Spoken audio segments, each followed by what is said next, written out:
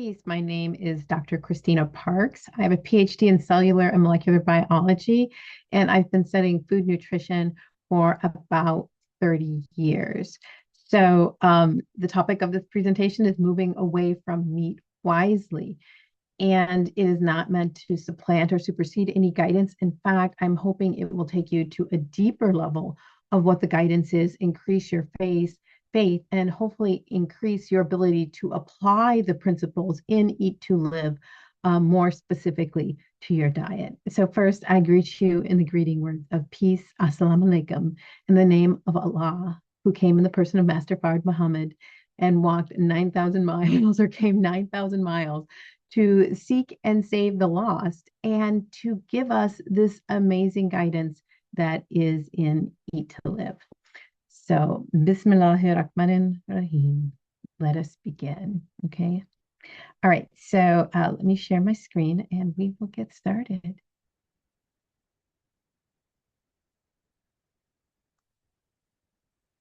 Moving away from meat wisely.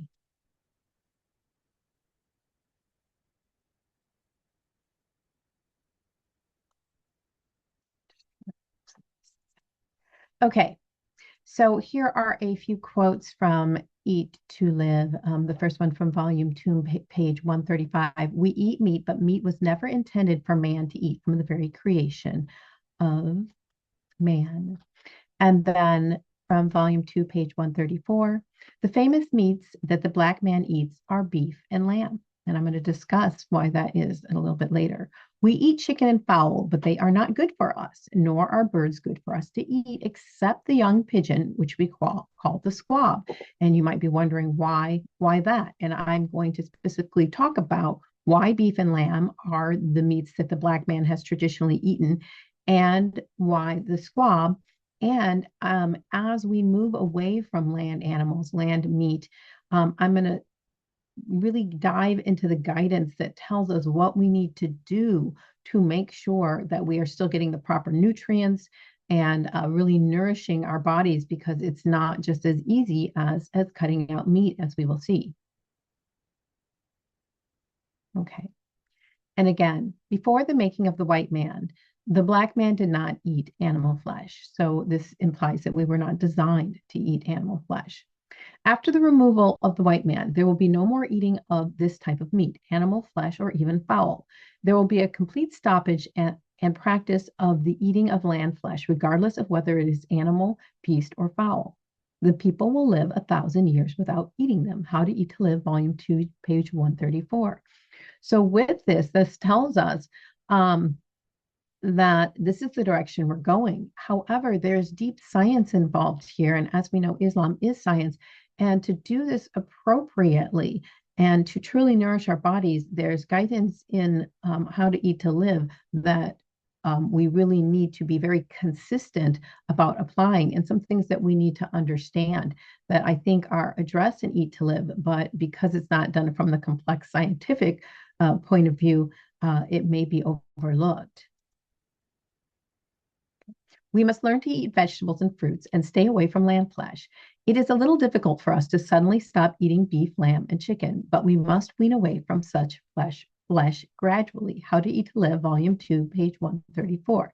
Now, I think many people think that this is just a willpower issue. We're going to move away from it gradually because, we just lack the willpower. And there can sometimes be this idea that, well, I'm morally superior if I can move away from it and just not eat it, or this idea that I'm just going to will myself not to do this. But I think, in fact, that in this is really guidance that there are biochemical reasons why we need to move away from flesh gradually. First of all, if generations of our people have been eating meat, our epigenetics, our gene expression has actually become adapted to eating meat. So changing that is going to take some time. And the way that we, especially in this modern fast food era, the way that we process and the way that we make our food is actually really, really important if we are going to move away from meat and still be nourished.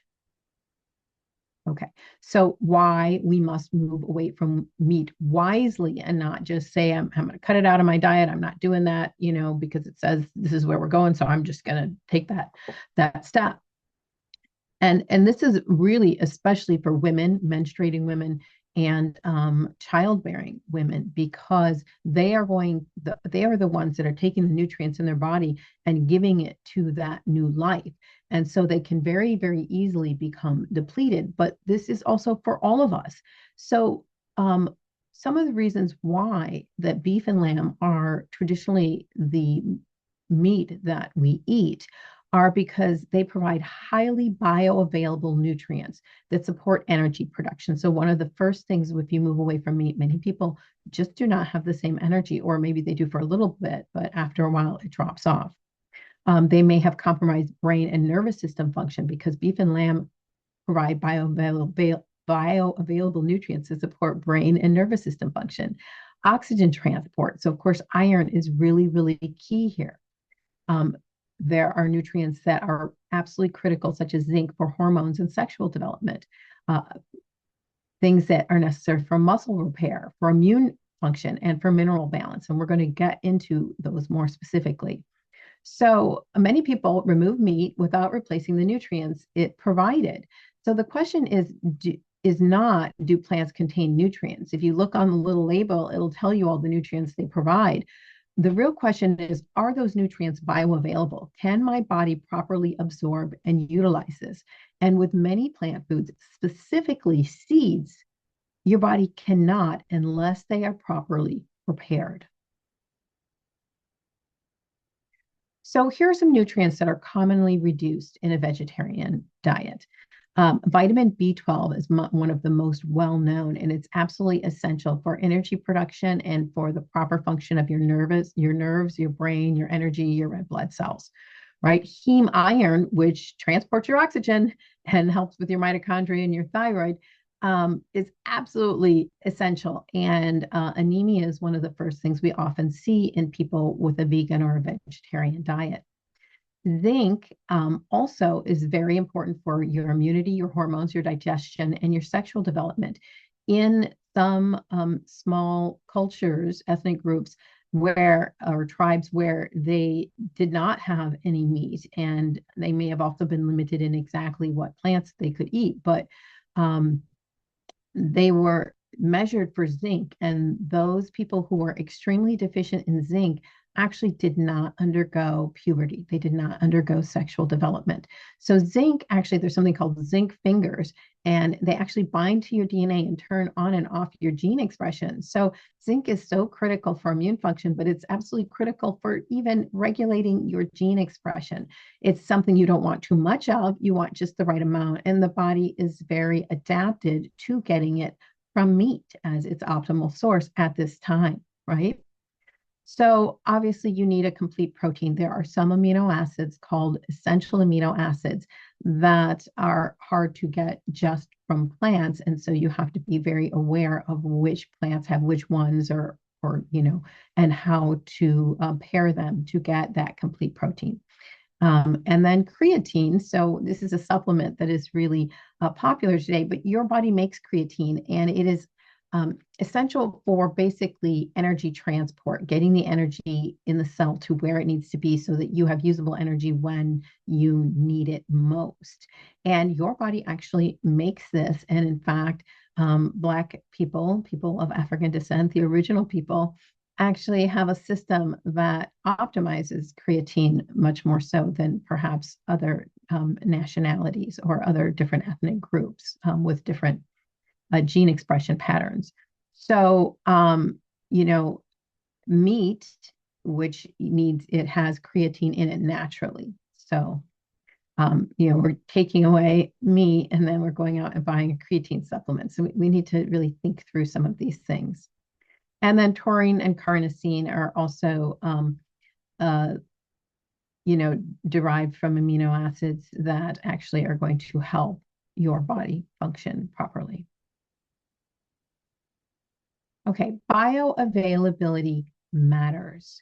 And while plant foods often contain iron, zinc, proteins, and B vitamins, a lot of times you cannot digest and absorb those because they also contain something called phytic acid as well as lectins and enzyme inhibitors. So this specifically applies to seeds. When you have a seed, it does not want to germinate until the conditions are quite right. So it locks everything up with these phytates. And these phytates bind the minerals in it because once the minerals are actually unbound, the seed will sprout. And you don't necessarily want the seed to sprout until it's time, until all the conditions are right. And so, what are the conditions? Well, wet conditions. And so, this is why we soak our beans because what it does is it activates an enzyme called phytase, which breaks down the phytates and actually liberates the minerals. And as that happens, and if you actually allow it to soak longer, it will actually start fermenting. And bacteria and microbes will start breaking down the components of the seed or of the flour, if you've ground it or whatever, and actually start, it's the bacteria that actually start making the B vitamins. So, because those plant foods contain phytic acid, lectins, and enzyme inhibitors, especially in the seeds, any seeds, so this is our beans, this is our grains, even rice, can reduce mineral absorption and they can reduce protein digestion and absorption and nutrient availability. Many people are using things like pea protein. If it's not fermented, that protein is very hard to digest and not very easy to absorb and can be extremely hard on your digestive system. So again, why wisely? Many people remove meat, but fail to replace the B vitamins that are made by these microbes that when you soak something or when you ferment them, they're also made in the guts of animals who ferment food like cows, right, and goats. And so we'll talk about that. And they don't replace those bioavailable minerals. They don't make sure they have a complete amino acid balance. And they don't replace the fat soluble vitamins that may be in the meat and the fat in the meat or the digestive enzymes. They don't provide the digestive enzymes to help digest that plant protein and also to liberate those minerals that are in the plant foods. So they then become fatigued, mineral deficient, bloated, protein malnourished, and blood sugar unstable. A lot of times being on a vegan or vegetarian diet on the short term can really help. And a lot of the compounds in the plant are really good for your health. But in the long term, there are many structural components that you need to build a healthy body that may not be present if you are not doing it wisely. And so again, the famous meats that the Black man eats are beef and lamb. We eat chicken and fowl, but they are not good for us, nor are birds good for us to eat, except the young pigeon, which we call the squab. Okay, so what do beef and lamb and squab all have in common? So if we go to the Bible in Leviticus 11:3, it tells us you may eat any animal that has a divided hoof and that chews the cud. So this element of chewing the cud is actually super important. And so this includes cattle, sheep, lamb, and goats. These are ruminant animals. What does that mean? It means they ruminate or they actually ferment the grass and the grain that they eat in their stomachs. Ideally, it's grass, they're grass fed. And so they have a special digestive system to ferment it. And we don't really think about this. And, cows put on plenty of muscle, right? And they do just fine. And the reason why is because they are able to, the microbes that undergo this fermentation, that do the fermentation, actually produce all kinds of B vitamins when they ferment the grass. And these include things like vitamin B12 that is absolutely essential for your energy, your nerves, your brain function, riboflavin or vitamin B2, which supports, again, energy production. All your B vitamins are super important for energy production. They're super important for mood. Niacin is absolutely critical for energy production. It's like the main thing, right? And DNA repair. And actually, of course, it supports your mood, which I'll talk about more in a second. I know vitamin B6, my daughter's seizure medicine actually depletes B6. And without it, she becomes extremely oppositional. I, in this case, supplemented with some B6 and her seizure meds depleted. And she was no longer oppositional. And it was like 24 hours. If I forgot it, she would become oppositional. So really important in brain function. And again, in energy production. And then we do have our minerals like zinc and iron, which the meat of beef and lamb are very, very high in, as well as complete proteins. So these things are inherent in them. But again, it's because those B vitamins are available because the cow, the lamb, the goat is fermenting in their gut and producing that. And those B vitamins go into the meat, but it also goes into the milk, and then if you make, cheese from that milk. So that is something important to remember as well. Okay. And so it says the squab is good to eat when it is young and has not yet flown the nest, but when the squab flies from his nest, do not eat him. Hmm. So is there a connection between beef, lamb, and squab? Yes, there is, because where does the squab get fed from? So these are baby pigeons that are, if you've ever seen a Cornish hen, they're like this big, like a pound or two. That's what squab used to be. They were pigeons that were grown to eat, and but the mother would feed him. The mother would ferment her food, whatever she had eaten, and then regurgitate it into the squab's mouth. And so, in this way, the squab was actually getting fermented food. Of course, when it flies the nest, it's no longer getting that. So, this is my own extrapolation. If you know more about that, I'm certainly open to learning more. But again, we see this idea of fermenting, and that those B vitamins from fermentation are going into the meat. And so, again, one of my biggest concerns, basically, my biggest concerns about moving away from meat is, are we still getting enough B vitamins for energy production and all of those things that are associated with that, nerve function and everything? And are we getting enough iron and zinc? Those are the critical concerns that I have. Okay, but let's look at some of the foods that we are allowed to eat that we already hopefully have integrated to our diet that support, and I say support, pregnancy and infant development, because these are our most vulnerable populations. And so, in terms of that mother giving so many nutrients to the growing infant, we want to make sure that they're getting what they want. So, of course, salmon is a mainstay, and I was very pleased to find out after doing some research that most salmon is pretty clean. You do want to get wild caught. You want to stay away from Atlantic salmon, which is farmed. It's just another name for farmed salmon. So don't think they're getting it from the Atlantic. Um, but you want to get wild caught salmon like coho, and I think there's other couple, but most of them are actually pretty clean. And they're high in omega 3s, especially those wild caughts, the deeper that red flesh is. And for brain and eye development and DHA and EPA, they're a very high quality protein. They have vitamin D, it has iodine, okay, the salmon. Sardines are another easy available option. In Eat to Live, it says not to eat them, but you can eat the Portuguese ones. So for me, when I read into this, I think this is a histamine issue. We are told to stay away from histamine causing foods, as I read into much of the guidance. And if sardines are not packed well, obviously, I think in the past, the fish would start actually to decompose and degrade a little bit, and they would produce histamine.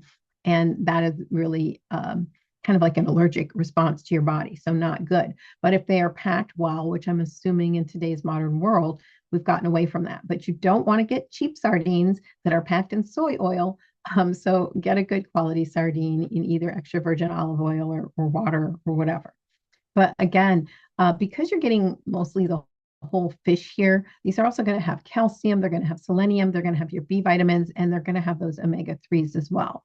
So that is a really good source. We've got milk, which has, I'll get into that in a little bit, as well as butter, which has vitamin A, vitamin D, and healthy fats for brain development. Butter is such a beautiful, amazing food. We want to make sure we have a lot of it in our diet. And it says that is the primary fat we should be using. Some people may not be aware that if you need to fry something, which we're not supposed to deep fry our foods, but if you need to lightly saute something, you don't want to use butter, you're afraid it'll burn. You can get ghee, which is butter with the milk solids removed. And so you can use ghee and butter for your cooking. And then eggs. Eggs are such an amazing food. That egg yolk is so nutrient rich. If you think about it, that egg yolk makes a whole nother organism. It's what's drawn from to make the chick. And so it's got your vitamin A, your vitamin D, your B12, your choline. It has those phospholipids to make up every cell membrane of the body. So, and it also has selenium. So eggs are so nutrient rich. However, notice I'm just showing the yolk here. The whites, especially in infants, can be kind of immunogenic, which means they can maybe cause the immune system to become a little overactive or can be hard to digest, especially for children. So, using foods that just have the egg yolks, especially for young infants, a coddle egg where the yolk is just barely cooked, it's cooked but not hard. And because the less hard that yolk is, the actually more nutrient rich it is. So there's a couple of foods that have these egg yolks in that I'm going to talk about now that we should incorporate into our diet, I think, a little bit more. And again, egg yolks are so nutrient dense. They have phosphatidylcholine, phosphatidylserine, and those are these phospholipids that make up every cell membrane. If you are making a new human, you need really good quality ones. The ones from plants, scientific studies have shown are not equal to those from egg yolks. Like if you have especially home pastured eggs or whatever, what do they call them? Free range, organic, whatever. Those can be a source of omega-3 fatty acids, not your just general ones from the store. We have demonized cholesterol. You need cholesterol again to make every cell in the body. You make your sex hormones from it. You make vitamin D from it. So it is such an important, and it is not what causes heart disease. It is actually just trying to mop up inflammation. Inflammation is what causes, the deposition of like hardening of the arteries and cholesterol to try to mop up the damage that the inflammation has done. So if you have high cholesterol, really it's a marker for inflammation. You don't want to take down your cholesterol because then you're taking away a building block of a whole bunch of major classes of hormones and other things in your body. And of course, our vitamin A and vitamin D, which actually aren't vitamins at all, they are actually hormones and they actually bind directly to your DNA, to your genes, and regulate gene expression. So making sure we have enough of those is critical. So one of the things that we can use, you can put the whole egg in custard, but typically I just use the egg yolks. And custard is just like you take a little bit of sugar, a little bit of cornstarch, and sometimes I'll mix in some chocolate to make, basically we're making a chocolate pudding here. And then you add, 2 cups of milk, heat it up, and then you actually, when it's warm, you actually add it to the mixed egg yolks and then add everything back to the custard, warm it until it thickens and then, pour it. So this used to be something we ate all the time. It is so nourishing and it's a dessert. So it's something that I think we need to integrate into our diet again. And here's another one. So hollandaise sauce, when I was a kid, used to be really popular. Parents used to put it on all kinds of vegetables. So it is actually very traditional on asparagus, and Michigan is an asparagus state for sure. And so we just finished asparagus season, and I made some hollandaise sauce. And it's made with egg yolks. So it's super simple. It's like, 3 egg yolks, a little lemon juice, maybe if you want some Dijon mustard, and then you add melted butter to it. And so when you do this, what you're doing is you put the lemon in the egg yolks and mix it with a pinch of salt in like a double boiler or in some water so that it's not being heated directly. And when you do that, what you keep stirring it. And so you're cooking that egg yolk, but you're allowing it to still maintain a liquid state instead of turning into that hard, yolk that you get in a boiled egg. And what you have is just the richest, most savory, lemony sauce. And when I started making it myself, I'm like, oh my gosh, this is so much better than what I get out to eat. I love eggs Benedict. And so that was one of the ways I've had hollandaise sauce when I go out to eat. But you can make your own version of avocado toast with hollandaise sauce on it. You can put it on vegetables. I've started making it more recently, and whatever vegetables I put it on, my daughter just scarfs down because it's just that good. And that's how parents used to get their kids to eat vegetables. And because we demonized eggs, we've moved away from it. So again, it's also one of the things I didn't say is that those egg yolks are really high in carotenoids. So these are true vitamin A, right? You don't get true vitamin A. You get beta carotene from like carrots and stuff. And some people's bodies cannot convert that to vitamin A. But egg yolks are going to give you true vitamin A and other carotenoids that are actually necessary for the back of your eye to avoid macular degeneration.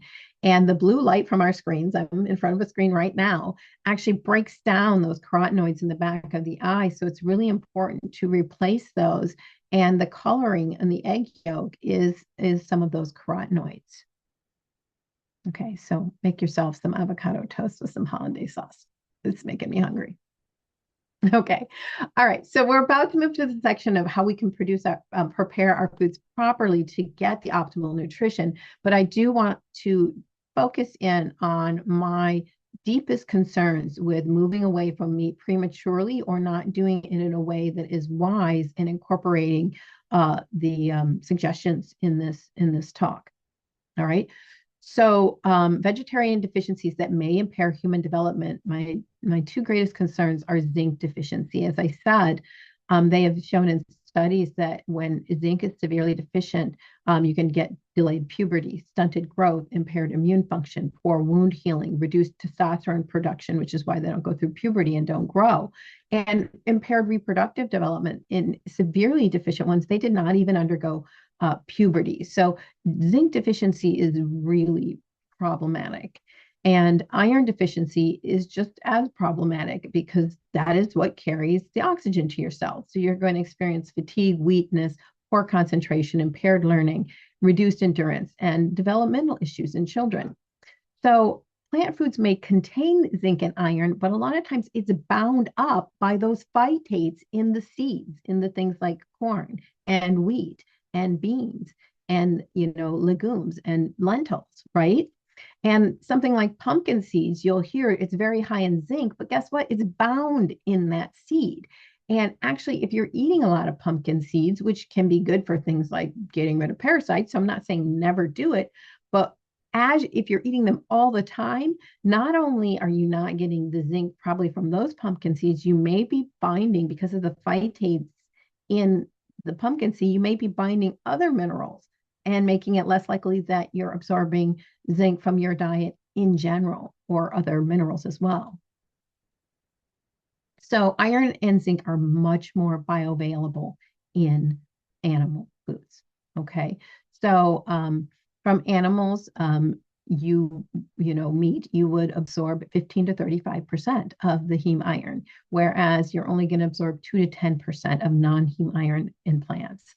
So, and that is partially because the plant iron is more easily blocked by phytic acid, tannins, calcium, and digestive issues, just actually digesting that very hard to digest. Usually it's a seed, okay? Zinc, 40% of available zinc is absorbed from animal sources, where only 15 to 25% or lower is absorbed in high phytate diets. All right. So can I just take a supplement, which I'm like, are we really going anywhere if we're trying to supplement our way out of this? So especially with zinc and iron, the answer is like, it's not a good idea. If it's a pandemic, that's one thing, but excess zinc can reduce copper absorption and throw off your copper zinc balance. It can impair immune balance. It can disrupt mineral ratios, and it can create secondary deficiencies. So, I mean, these are things that you can do a very low supplementation with, or, only supplement when you're actually acutely ill. And with zinc, you don't want to get more than 35 milligrams daily because you can be dysregulating these other systems. Iron is one that I am almost scared to supplement with, in the sense that it is extremely tricky to supplement well with iron. Iron metabolism is exceedingly complicated. And I'm a PhD in molecular biology saying this, okay? So, but the body is already an expert of absorbing and using it from meat. And excess iron, when you take it as a supplement, can contribute to inflammation, oxidative stress, digestive irritation, and very concerningly, microbial overgrowth. Different bacteria in the gut actually love iron, and the bad ones love it most. And so they can overgrow in response to that iron. And of course, it can create mineral imbalance. And the body has very limited ways to remove excess iron. So if you are iron deficient, the best way to get it is from like beef liver. And so many people take like a desiccated beef liver grass-fed supplement. For me, that is the safest way possibly to supplement iron, because the body already knows how to do that and it doesn't bring up a lot of these issues. And of course, supplementing iron also in many people and in infants especially causes constipation in many people, and that can be a problematic issue.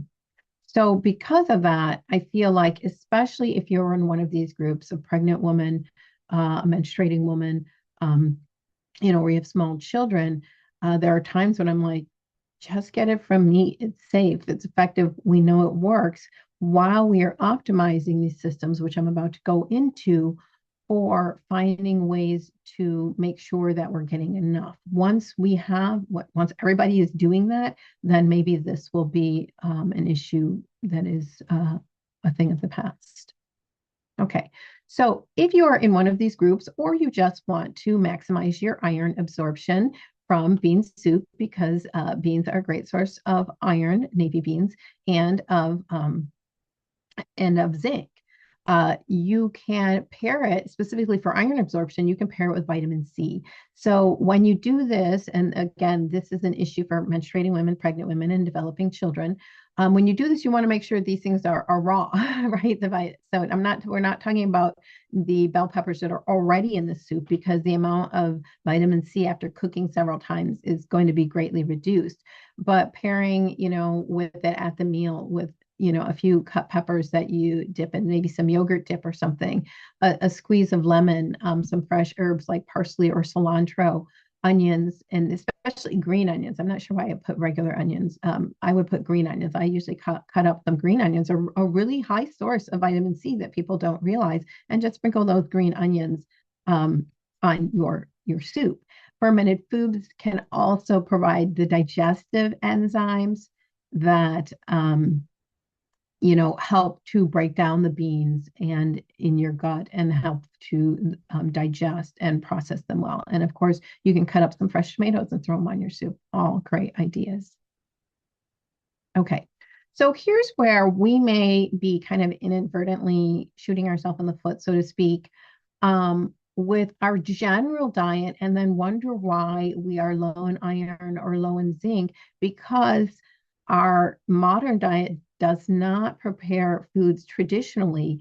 And because they're not prepared traditionally, like fermenting, they are high in phytates. So we eat a lot of grains that are not processed properly, prepared properly, and their high phytate content, which binds minerals, specifically iron and zinc, um, prevents not just us from absorbing it in that food, but us from absorbing it from the bean soup that we're eating, or from even maybe the sourdough bread that we're eating. So again, commercial and whole wheat bread brands, they don't ferment it. They do a sugar fermentation. So it's not really breaking down those phytates as well. Okay. Oats and granola are really popular among health food like type people, and they're really high in phytates, and they're often eaten daily without culturing or fermentation. So in the past, traditional cultures, any kind of seed they would make into porridge. They would do it with, remember, peas porridge, hot peas porridge, cold peas porridge in the pot, 9 days old. What do you think that was? That was fermented peas, right? And they would ferment them in order to break down these phytates and to produce those B vitamins. In fact, in some Gaelic cultures in Scotland and the UK, they again used to ferment their oats. They would cook it and allow it to ferment. And in one say they would pour it in a drawer and let it ferment and harden, and then they would just cut out a square and I guess gnaw on it when they wanted some. So those were traditional methods of preparation. Anything that was called porridge was just some sort of seed or flour that was allowed to ferment, soak and ferment. And then you could recook it if you wanted, but the phytates would be broken down and the minerals would be liberated, and the B vitamins would now be in that porridge. And so we don't eat porridge. Oatmeal would be a type of porridge, but we don't ferment it. we don't even, some people actually soak their oats overnight. I know Costco used to sell a brand of soaked oats. Um, but typically we don't do that. We just, boil it and eat it, and that's not enough. Okay. Many people do nuts and nuts butters, and those are concentrated phytate source that are often among healthy demographics consumed in large amounts that are actually going to not just bind the minerals in the nuts and nut butters, but in the other things that you're eating. So, um, seeds, chia, flax, sesame, sunflower are all naturally high in phytates, and those are common in health food diets. They do have some good things, but it can be overdone, especially sunflower seeds that we are permitted to eat are a lovely snack, but you should only be having like about a teaspoon or maybe as much as a tablespoon, but they're high in omega-6. All, the sunflower seeds are high in omega-6 fatty acids that when you have too many of those, they can be inflammatory and they can have these phytates.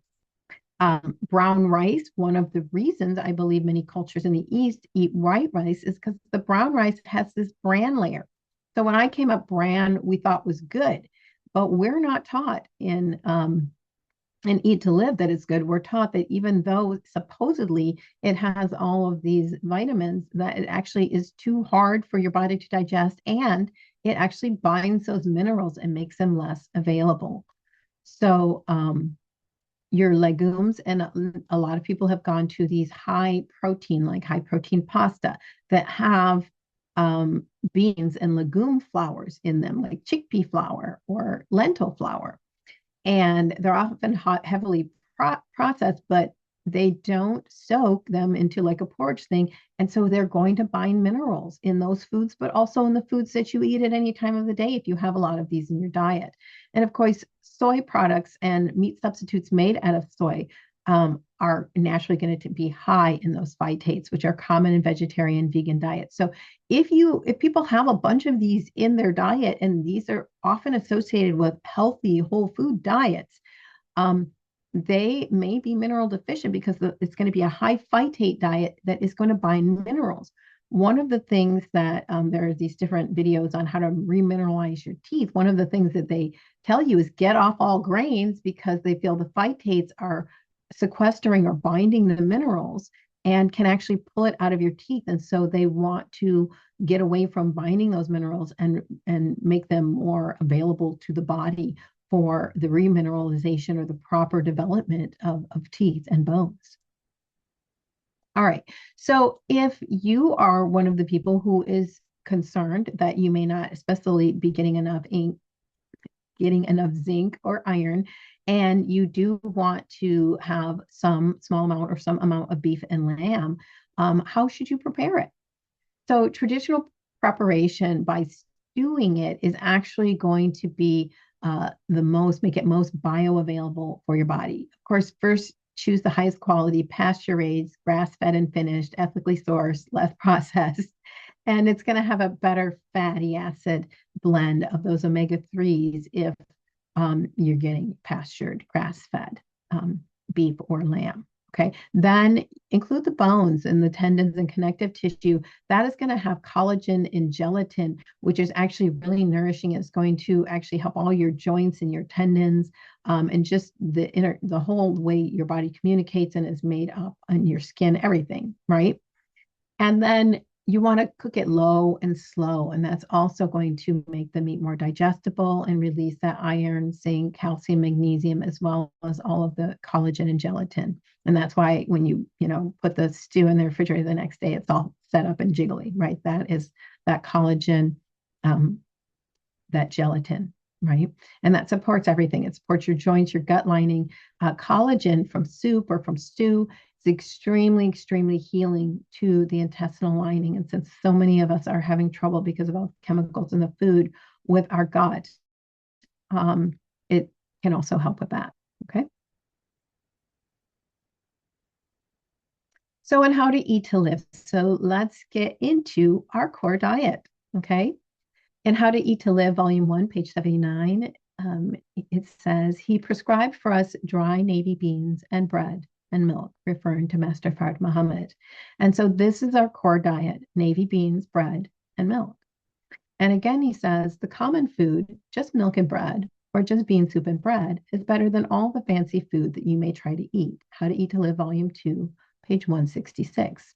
But then he gets into more guidance on what type of meat, what type of milk, and what type of bread, how to prepare the bread, how to prepare the beans.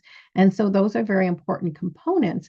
But there's one thing I also want to call your attention to, and that is that here when he says the common food, he says just milk and bread. Notice he didn't pair the milk with the soup, right? These are our core diet, but here he actually says milk and bread or just bean soup and bread.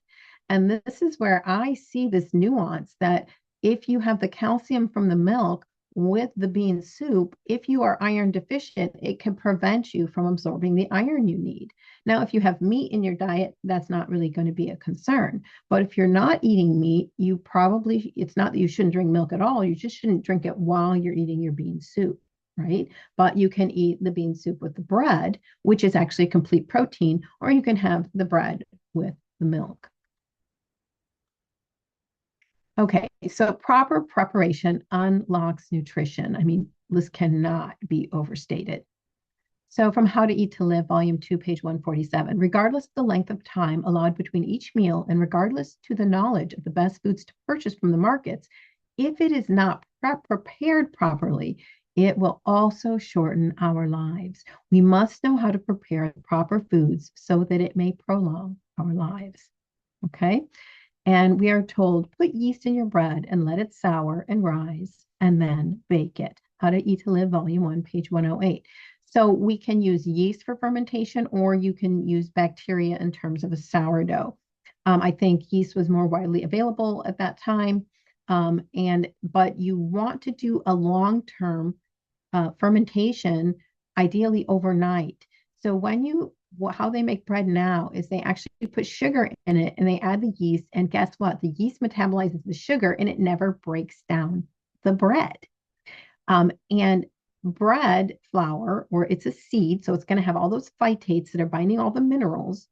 And it also has a protein that's very hard to digest called gluten. Gluten isn't a carbohydrate, it's a very hard to digest protein that fermentation helps break down. But if you just put, some sugar in your bread and put some yeast in it and let it, rise for, like ferment for like half an hour or even 2 hours, you're not breaking down that bread and that gluten. You're just actually having the yeast metabolize the sugar to make the carbon dioxide that makes the bread expand, right? So you really want to ferment it, whether you're using kind of a yeast starter or a classic sourdough starter. You want it to sour, right? It says sour, like overnight, okay? And that, again, those microbes are what produce the B vitamins. They break down the bread, they break down that gluten and make B vitamins, make nutrients, and make it available for you. They also are going to activate the soaking and everything, the enzymes that reduce and break down phytic acid. They're also going to, because the phytic acid is broken down, that's going to improve the mineral absorption, and breaking down that gluten and everything is increasing digestive, improving your digestion. And of course, our beans are also seeds. So we soak them to activate those enzymes, phytases, that break down the phytic acid to make our iron and zinc and other minerals more absorbable, okay? And the beans easier to digest. Okay, I want to give an example of how important it is to properly prepare our foods. So historically, Native American or Native populations who ate a lot of corn did a process called nixtamalization. And they used like lime from ashes and mixed it with the corn, the cornmeal, and soaked it. And that actually it liberated niacin, or vitamin B3, which is super important for all energy metabolism, brain function, and nervous system health. And doing that process also reduced phytates, improving zinc and iron absorption, improves digestibility, and reduces mold and mycotoxins.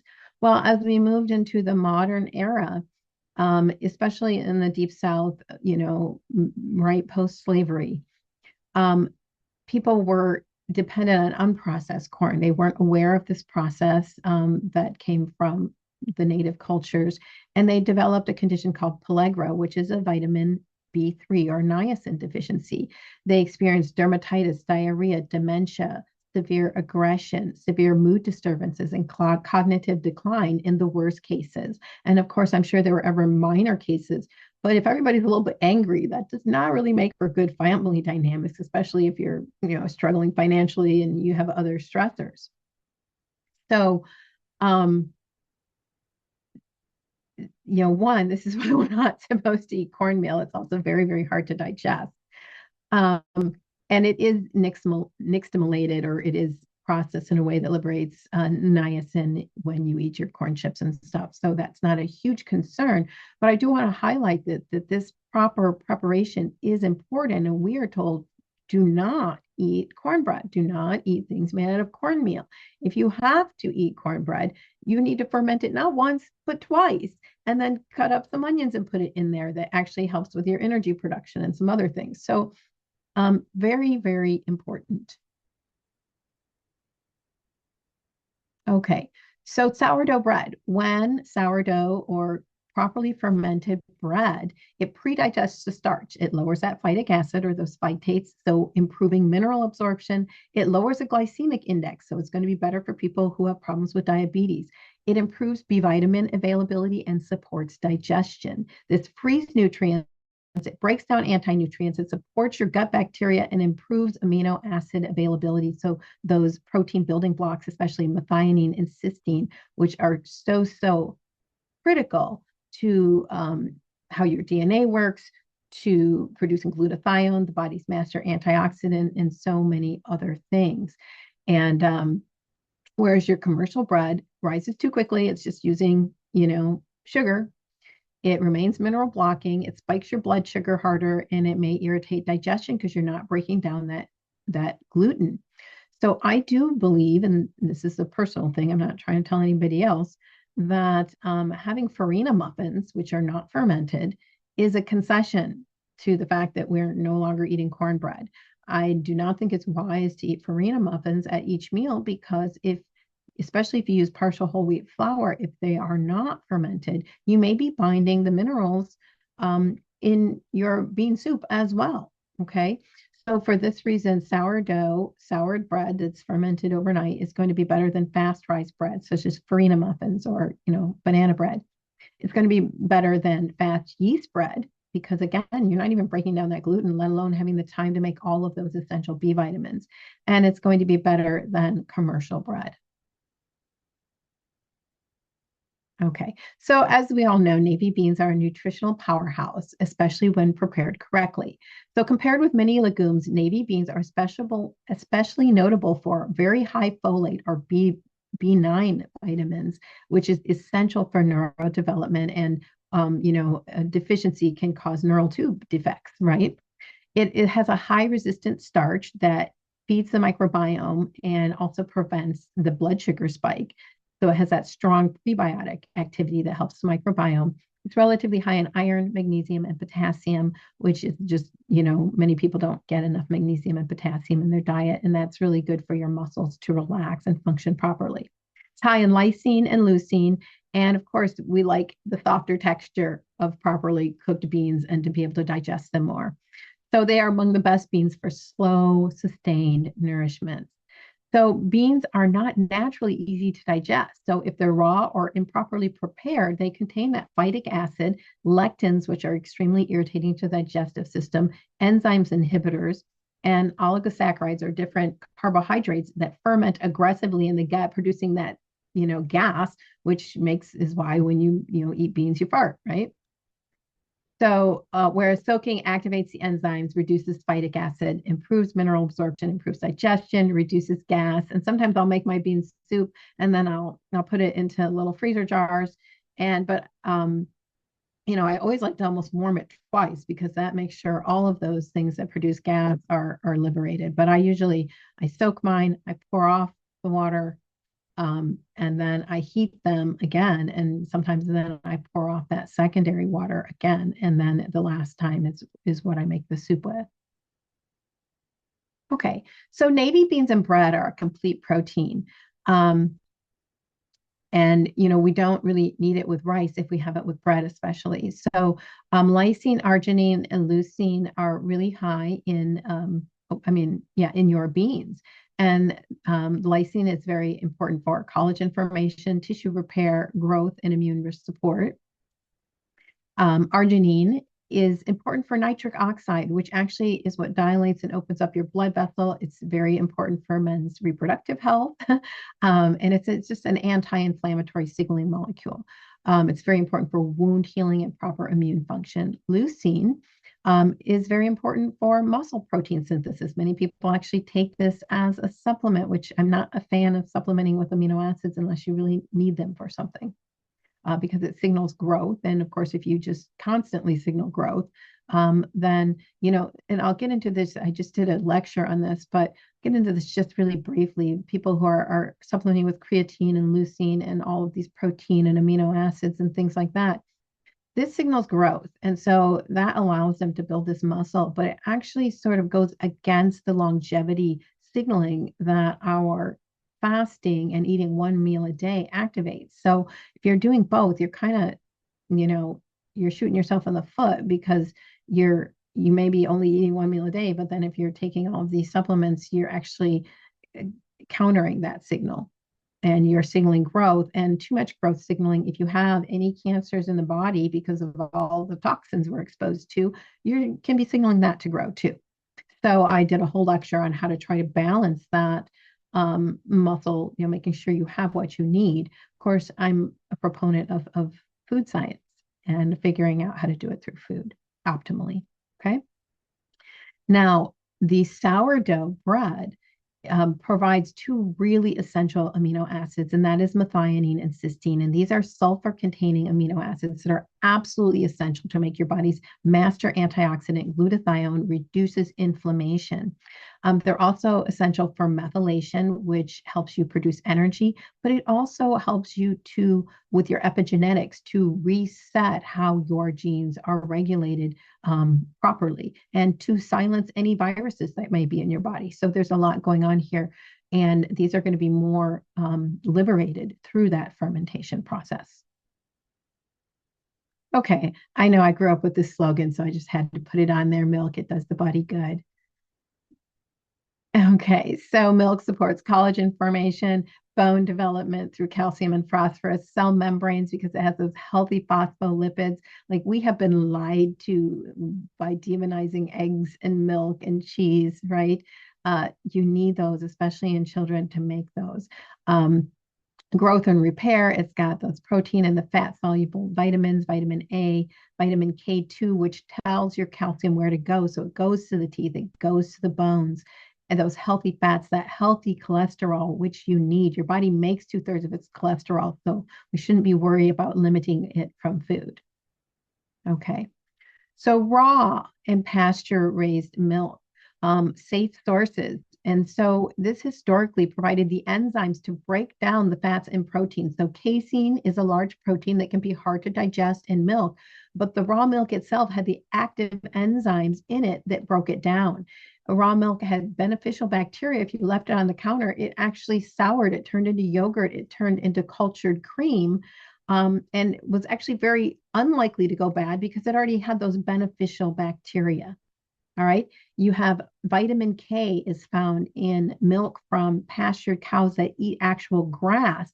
Again, tells the calcium where to go so that it goes into the teeth, it goes into the bones. When you talk about hardening of the arteries, what are they hardening from? They're hardening from calcium deposition because for some reason you don't have enough K2. It's going to your arteries, to your blood vessels instead of to your bones and your teeth, right? So, of course, we know milk is a good source of bioavailable calcium, bioavailable vitamin A, and raw milk actually has vitamin C, right? Especially if they're eating grass.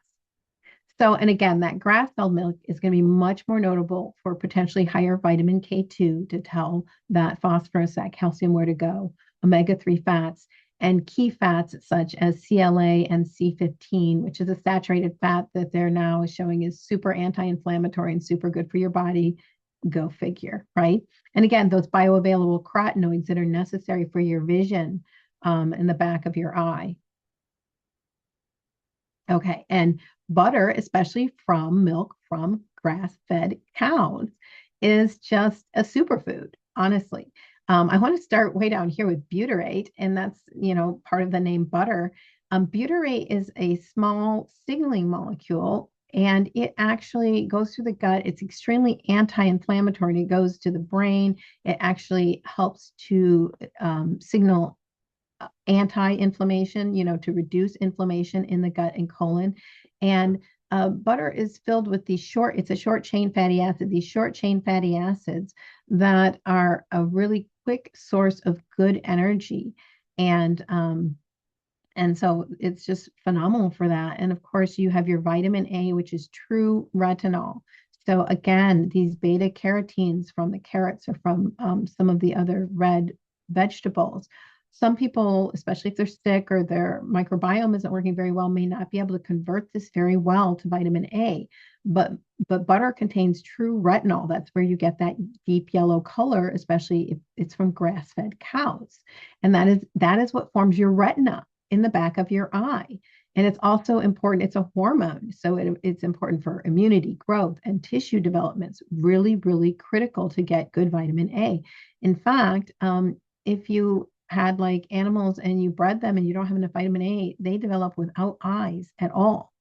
And so it's critical. Other cultures, like especially historically, people used to make like fish soup and they put the heads in because as they boiled the soup, the vitamin A from the retina of the eyes of those fish would actually go into the broth and you would get vitamin A from your broth. It's vitamin A is very heat stable. I do want to say, well, I'll add this later. Okay.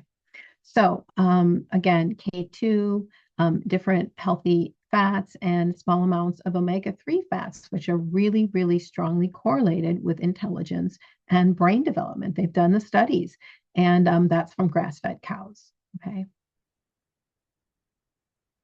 All right, so what may still be lacking if you are doing all of this? If you are fermenting your bread and you're doing your bean soup, soaking your beans, and you're getting your butter and your milk, and you even have some fish, you can get collagen from fish, but one thing that may be lacking is collagen. So this makes up all of the matrix of our body, makes up our ligaments, our joints, the tissues in between where we transport our nutrients to our body, not through the blood, but through a system called the interstitium. It helps to line our organs properly. So collagen, which we get from when we make soup, right? From beef or chicken bones, generally speaking, is especially rich in glycine, proline, and hydroxyproline. Those are all amino acids. And if you get those, then it's easier for your body to make it, or it can take and chop it up and then kind of remake it in your body. Plant proteins, you can't get collagen from plants, plain and simple. Plant proteins generally do not provide these abundantly. And collagen formation in your own body also requires vitamin C, zinc, copper, and protein. So traditionally, people ate soup all the time. They ate bone broth, like we used to just call it soup, and slow cooked meats and stews and gelatin rich preparations. Even if they only did it once a week or once every 2 weeks, they would make that whole stew. And a lot of times they may only have some bones in there, but they would make a huge pot and all of it would contain some of that nutrient rich, collagen rich gelatin in there. And so as you see, I put Jello, and we think of this as a dessert, but gelatin was made from horse hooves, which I don't really know if that's great, but like whatever.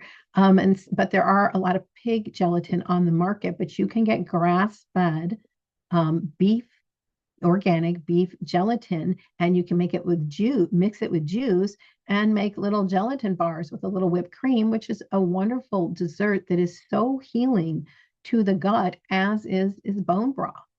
Okay. And many pho, which is a Vietnamese soup, a bone broth soup, which I love, it's so comforting, is very healing to the gut, and they eat it for breakfast there. Okay. So again, bone broth is rich in collagen, glycine, and minerals. So it supports the gut lining and integrity. It supports joints, tendons, and ligaments. And one of the things I want to say, oh no, I'll do that. Okay. It supports collagen formation and connective tissue. It helps balance the modern low collagen diets because we just don't make these soups and stews where we use like the whole chicken like people used to. And it has been traditionally used during illness and recovery because it's so easy to digest and absorb, and it provides key things. And they've actually done studies showing that some of the things that are in that chicken soup actually are really antiviral and really help with recovery. So our ancestors knew what they were talking about, or sometimes it was mom, right?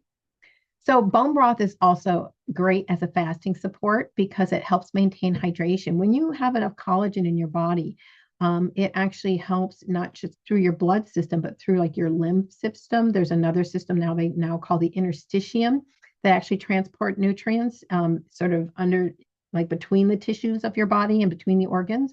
And collagen helps to maintain those systems to be hydrated properly so things can actually flow through appropriately. Bone broth provides minerals and electrolytes as a fasting support. It doesn't typically, not going to spike your insulin, but especially for and after your fast, it's really going to help give the body the amino acids that it needs to actually support that muscle after you've been fasting. So the glycine in bone broth, that's one of the key amino acids, is going to support calmness and fasting sustainability, as well as sleep and nervous system regulation. And again, it may help reduce muscle breakdown during longer fasts. So if you're not able to, you're like, oh, I'm just not going to make it. Bone broth is an excellent fasting support and excellent post fast. Okay. So here's a summary of how to replace what meat has provided. So your B vitamins, which are so critical for energy production and so many other things, which were provided by meat or organs, can be provided by fermented bread, soaked legumes, and cultured foods. Iron from meat can be provided from beans, and pairing it with vitamin C can help. Zinc, soaked legumes, things like lentils are high in zinc, but again, they need to be soaked and optimally fermented. And you may not want to put that, you can actually put that with dairy with the legumes, I believe. Okay, if you're not worried about iron, I was thinking iron. Okay, so your complete proteins, meat is a complete protein, but you can pair your beans with um, fermented sourdough bread. To get your fat soluble vitamins A and D, those liver is one of the highest sources, as we get that from cod liver oil. So you can take a cod liver oil, which is from fish, but you can get it from butter, quality dairy, and again, cod liver oil. And cod liver oil, if it's fermented especially, is a whole food. They would take the livers from the little codfish and throw them all in a vat and let them ferment and scoop off that fat when it comes to the surface. And that would be your cod liver oil. So that is a food. Okay. So your amino acid balance, which is balanced in meat, if you pair navy beans and sourdough bread, you're going to have that pairing. Okay. So again, to support vitamin deficiency, because a picture is always worth 1,000 words, the highest in these B vitamins is actually fermented bread. That sourdough bread is going to provide those B vitamins in a bioavailable, abundant form. But you've got to be fermenting that overnight where those microbes can make those B vitamins. Sardines are a good source of B vitamins. They're also a good source of many minerals, fats, and things like that. I am concerned about the can lining of BPA. It would be nice if they were in glass jars so we can set that intention for the future, right?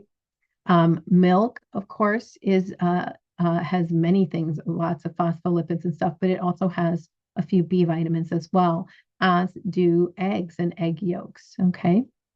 And then fermented vegetables, again, those microbes do make the B vitamins. Those will probably vary depending on the type of ferment you do, but the enzymes and the bacteria in them also are good for the microbiome and help with digestive support. And when you optimize your microbiome can kind of ferment the foods in a positive way and make B vitamins.